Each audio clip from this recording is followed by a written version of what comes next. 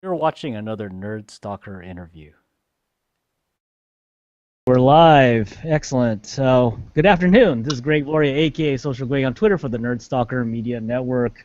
Today, I'm pleased to speak with Brad Davis, the CEO and founder of HashtagSell, and Devin McKinney, the VP of Marketing of HashtagSell. And I met these guys when we were at the SF NewTech event just last week, and I saw their service, and I thought it'd be kind of cool to kind of report back on what they feel online classifieds 2.0 should be, which means you can now forget about your Craigslist listings. So quickly about Brad. He's been in the IT space for many years, from the Apple Genius Bar, believe it or not, to big companies like Genentech, Capgemini, and as an IT consultant and developer. So he's really technical. And then Devin McKinney, he's done it all, my friends. He's been in the financial space. He's done one of the first ebooks, he told me, offline, and he's serving as the VP of Marketing, and I met him as well at the SF NewTech event. So anyway, hey, good afternoon, Brad and Devin. Thanks for joining us here on NerdSoc Live from San Francisco, right?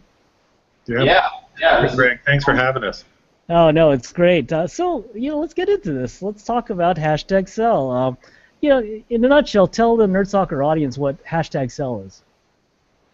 Yeah, HashtagSell is a web application that enables you to search just like you would on Google, and you get results from all over the internet, from eBay and Cars.com and Craigslist, all in one page. And it looks kind of like Pinterest when the results come in. When you want to sell something, you type in, I have a hashtag television for $ whatever your amount is, at, and then your address where you want to sell it, and you click post. And it'll post back out to Craigslist, to eBay, and eventually we won't be pushing out to Craigslist and eBay. We'll only be pushing out to like Facebook and Twitter to really get a lot of eyeballs on your product. But right now we're going to be pushing out to Craigslist and to eBay and a number of other platforms. So we want to change online classifieds for the better. Online payments, real-time notification systems, and just a really easy way to find all the classifieds out there. So. Nice. So, I mean, how did you guys come up with this idea? I mean, was it just kind of like out of frustration of selling something that you wanted to sell, or how did you guys come up with this?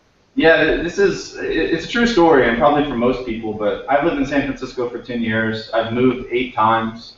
Every time I move, it's such a pain to find apartments and filter them, and then to contact the landlord. When I moved to my new apartment, I had to sell something, and I had this really shady, weird guy coming over to my house to buy it, and I had to hand him cash. And it was basically the whole buy-sell experience. It scared me, especially like my new apartments, And so I thought there's got to be a way to optimize this and make it better. And that was about 2 years ago, I would say, and it was just the idea was bouncing around in my head. And I started building it about a little over a year and a half ago, and it's kind of been a side project, and now it's really ramping up. So wow. Yeah. So are you pretty much almost full time on this now? I am full time on this. This is my choice. I've set down my corporate work, and I'm sitting in our awesome house, and Devin's in Portland and sometimes in San Francisco. He's traveling everywhere. I'm working on this full time. We all are. Wow, that's excellent. So I mean, so how long it took you part time to develop this? Like 6 months or something like that? Yeah. So originally it was just part time, and it was like nights and weekends, really late nights. And then the product really started to take shape, and I was showing it to friends, and they were like, this is really awesome, like I would use this. And then I met Devin, and Devin connected me with one of his longtime friends who's really a heavy hitter in Silicon Valley. Devin maybe talk more about him. And they were like, you need to focus on this, we're gonna make this happen, so here we are. So how did I'm always curious, especially when you get co-founders. How did you guys kind of meet, and how did you get hooked up? I mean, this must be interesting. Yeah, it's a family connection. I was living in after I did the first ebook. I took a couple of years and lived in Rome, Italy, and was doing some web design out there actually for the United Nations. And good grief, I was doing working for a film company actually, doing translating screenplays, and I actually acted in a movie as a zombie. So you can't, everyone out there, you can't make this stuff up, obviously. No, exactly. So there I was there, and his mom, Brad's mother, actually came to Rome for 2 months, and I met her, and we hit it off, and I helped her, meet some Italian people, and she was learning the language. Then when I came back to the States in 2003, I joined a startup with Andrew Preston, who is the CFO of HashtagSell. He and I had done the ebook together at Softbook. So we brought Brad in. I recommended that we bring Brad in as an intern in 2004, and that worked out really well. And he was doing the Genius Bar thing after that, and Genentech. So we'd already met, and this is how Silicon Valley works. No matter how many people get into the game, it's still about how do you know people and what have you done in the past, and who. So it just worked out that when Brad brought me in. I think it's 9 months ago now, to look at what he had then. I said, well, if you get this high, I will make the introductions to some people that can help this thing really take off. If we can get the product to there's a certain number of things you need to have before you can really get people's attention, whether it's investors or programmers. And I knew what that was from my experience. So I helped Brad get that software ready and you pretty much saw the outcome. We demoed it to Andrew Preston a month and a half ago, and when Brad and I worked out, it's ready, and now Andrew's engaged. He's actively seeking funding. We got somebody from the SF New Tech who showed up, and they may become a biz dev person. And now it's about the chicken and egg. But that's how it started. That's how we met, was family, friends, and then I hired him. Now he's hired me. Wow, Goes full around, circle. right? Totally full circle. Yeah. So you mentioned earlier, Brad, that you're going to probably push out to eBay and I guess Craigslist. Is that going to be through API methods, or does Craigslist have an API? I was kind of sure about that. Really good question. So firstly, eBay does have an API, and we can push out to them. We'll be using Twitter's API to turn your #sell ads into Twitter ads. We'll be using the same thing for Facebook. When it comes to Craigslist, we'll have to do something creative. Airbnb did something very similar to this. And basically it says, okay, you want to push it to Craigslist, that's great. Let us, #sell, walk you through the steps to do it. And we'll make it as easy as possible. But you're going to have to click that button in order to publish it, because Craigslist doesn't have an API. And they don't want people they don't want automated posts to their system. And this is kind of something else I shake my head at a little bit. I mean, all I'm really helping doing is populating their database with a bunch of stuff, and all the sales are going to occur on Craigslist anyway. So, it's kind of a shame that we have to go that route, but we'll be creative, and I want people to type one sentence to sell something on #sell, and it just goes everywhere, and it feeds everyone right back into the product, and in the long term, #sell is the place to be. Well, I agree with you. I think with the hot apartment market, housing market here in San Francisco, just with all the people trying to get into the city, any kind of advantage they could get, either it's with #sell or something else, is going to be a good thing, I think. So. Yeah, just to be clear, I mean, like Live Lovely is doing apartments, and they're doing it wonderfully, in my opinion. And then there's Airbnb, of course, and there's a number of other niche web apps out there and startups. We try to do everything at #sell. I don't care if you're looking for Barbie dolls or hula hoops or or dolphins. You can find everything there. So we're not just we're not focusing on niche. We want to buy and sell everything. I mean, and that's really what Craigslist is, but that's, as you said, I think on the SF New Tech stage, that seems like that's online classifieds 1.0. This is online classifieds 2.0 now, right? Exactly. Oh, that's cool. So I know, let's just move on to, I mean, how big's your team? Is it just you three?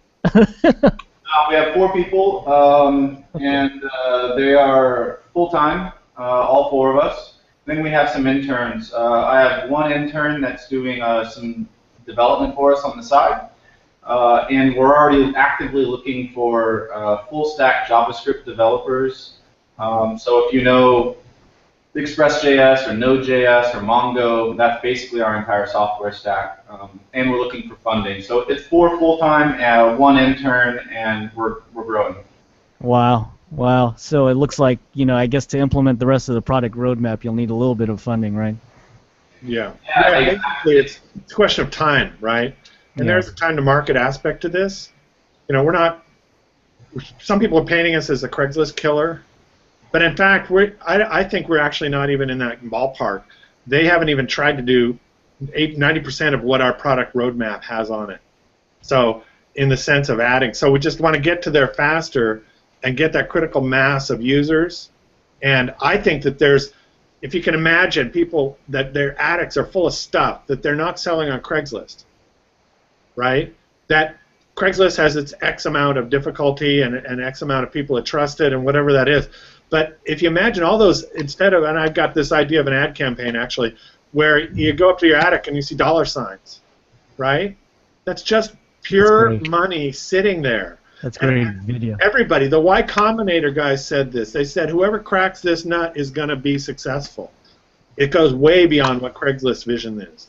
It goes to all that money moving, all the things moving, and a community of people that really, it's like there's swap sites and barter sites and moving stuff around. It's not. People want to make money. They want to get their sofa more easily. They want to move around and have an easier time of buying and selling stuff. So we're just trying to facilitate that. Well, I think one of the issues when I look at the Craigslist thing, and maybe that's why they can't get an API off the ground, is it's kind of a free service, right? So how do you guys monetize on your end? Is it ad monetized or? Yeah. So Craigslist, make no mistake, they're anywhere between 150 to 300 million dollars on any given year. They are making money. And they're doing it by charging for certain categories when you create a job, for example. And they have so many users that they can make some pretty good money off it, even though they're a nonprofit. So our revenue stream is not going to be anything like that. We're going to be using notifications. So when you want to buy something, we'll notify you as soon as it's available. And we think people will pay a couple cents to be notified a couple hundred times. We want people to build HashtagSell stores. So remember we were talking earlier about farmers markets, right? So if you're at a farmers market, you sell all this stuff in the real world. I want you to create a virtual store that represents your inventory, and I want you to be able to sell it online. And when you're at the farmers market, you can tell people, all my paintings are also available on HashtagSell, and they can buy it there. We'll have an internal payment system so that when transactions occur, we'll take a small percentage of the transaction. We're thinking of using the Stripe API or the Braintree API. And there's a number of other revenue streams, really. This is an e-commerce, it's a marketplace, right? If you can't make money off this idea, then something's wrong. Another way to put it is we're not going to charge more than Craigslist for what Craigslist provides. No, yeah, when we're going to add more benefit, and our revenue stream is going to be based on adding orders of magnitude more benefit. So people will pay, cents for that. It's not a lot of money, but we're going to make it so much more useful and so much more integrated into Facebook ads, Twitter ads, Pinterest. You pay, if Facebook charges us $5 to post an ad, we might charge you $5.03 to post that ad. Okay. Something like that, right? Yeah, sure. And it's definitely a volume deal. But the idea is that we want to attach benefits to what we charge, so that people are getting much more than they can get from any current classified systems. Yeah, it's kind of cool because when you guys are describing this to me, it kind of reminds me of eBay meets Craigslist in a way. Exactly. It is. The Clash of Titans, or it's peanut butter and chocolate, right? These things that people want. So many people have a bad experience with Craigslist, but they have no better alternative. Yeah, no, right? I got that. No, I get that. Wow. Well, I think, sorry, I didn't mean to interrupt, but No, go ahead. our initial goal here is not to make money, right? We just want to change online classifieds for the better. I like to be the guy that tells all the other potential investors to stop worrying about that at the moment. The idea is to get as many people as possible excited about it, actively using it. We can figure out money later, and we will. But that's not the immediate goal. It's to create an awesome product that's anyone can use. Yeah, Devin, let's get back to that. I think, you had mentioned earlier that, you told Brad, hey, once you get to a certain level, I could get in the game. Now, I think a lot of startups deal with this in terms of especially a user-based service like yours, right? Mm-hmm. I mean, to track investment, maybe you could give some of the people who really listen to our channel, especially who are startups, I know it varies per startup and per the finance model that you've done, but can you give people out there some idea that, like, once you come up with your idea, you've now alphaed it and you're ready to beta it, what level of users should you expect before you could start knocking on guys to ask for money? Great question. There's a couple of dimensions, a couple of factors that affect how soon you can go. Well, one is when you need to, right? And maybe it's not appropriate yet, because as soon as you start looking for money, you're going to give away company. You're going to give away equity at some level, and that's always a trade-off. Do you go to angels? Do you go to VCs? They want a bigger piece. But so there's two things. One is what you have, right? They look at what you have. They also look at the team. Investors, and I'm talking smart investors. Angels may invest in you because they believe they're your next door neighbor, right? But often they're getting smarter too. They look at what you have to offer and whether they believe it's going to happen, and that depends on your offer and the team. So it's two things, right? If you have a great team, like this guy who founded Twitter, or was one of the PayPal mafia's, prize pupils, right? That guy's going to get funded earlier in the process. Yeah. We may have, with my background, I have a certain, credibility. We are at a certain point where we're ready to do it. But when people are looking at how to get funding, they really have to look at themselves. My old boss used to say, naked in the mirror, right? How much can we prove it? We don't want to have another, .com where we're predicting eyeballs, right? And have it be this kind of vapor kind of thing. But we believe in it, like where we are with HashtagSell. There's a real need here. So you're looking at the balance. So I see. Who's the team? How good is the offer? And frankly, a lot, they look for proof points. So your audience can think about that. What proof points do I have besides my belief or my mom's belief that I'm going to be a hit, right? Those are great. Really, you're looking for, we passed out 1,000 flyers and 100 people signed up, and 75 of them are still using the software 2 months later. And they have all told 50 people about it. So you have some proof points, real use, or whatever it is. You look for the things where it's undeniable. And that's what, whether it's an intelligent angel investor or a venture capitalist, they're looking for real performance at a certain level. Yeah, you're absolutely right. It's not the same as 1995, right? People do want more at this point, but they will invest. There's still money. I think at the heart of it, I was watching the internet grow and grow, and I was doing web design in 1998, 99, and I kept saying, why do people keep building these web applications when there's no, and pets.com or whatever it was, right? I worked on Webvan. I mean, I worked on some of the biggest flops as well. So I've gone the whole gamut. And I think that people want to believe. Interesting. So They want that's what, to have faith. They want to bet on the underdog. They want to find the diamond in the rough. The deal at the thrift store. Yeah. But in terms of investing in startups, they want. Well, I was just talking to someone yesterday I was interviewing, and he brought up the same point, maybe from a different angle. I think that's why he feels crowdfunding is taking off. Yeah. It's the same thing as you just talked about. Because you're tapping into that and giving them a light way to throw a dime or a dollar or whatever it is into something. And Yeah. you're actually getting the read on the marketplace, right? Yeah. So it's We good. thought about going the crowdfunding route. I mean, it's a really natural way to generate a proof point that says people like what we're doing. yeah, Um, so and we're definitely looking at that for ourselves, definitely. So That's good. Okay. Well, you know, I think we've done it here. It's good. Let's close off the interview. So how do people get started with HashtagSell? They're out there in our audience. yeah, so we built all your viewers a access code. So go to hashtagsell.com and use the code NerdStalker. And so yeah, it's kind of exclusive right now, right? Not everyone can access the product, but your viewers can. So spread the word. yeah, Oh, and thank you so just much. let me when they go and if they're not logged in, click on Activate Beta Account. Yeah. And they can put in their information, and then there's an early access code field, and they just type Nerd Stalker into that field. Nice. Okay? Okay.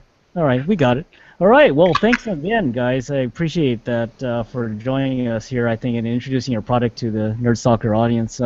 So anyway, I appreciate that. You know, that was Brad Davis, you know, CEO and co-founder of HashtagSell with the other co-founder, the VP of Marketing, Devin McKinney. So this is Greg Gloria, aka Social Greg on Twitter for the Nerd Stalker Media Network, where we believe in tech, startups, design, and you. Thanks for joining us, everyone, and be careful out there. Thanks again, guys. Appreciate you very much. Thanks. All right. Talk to you later.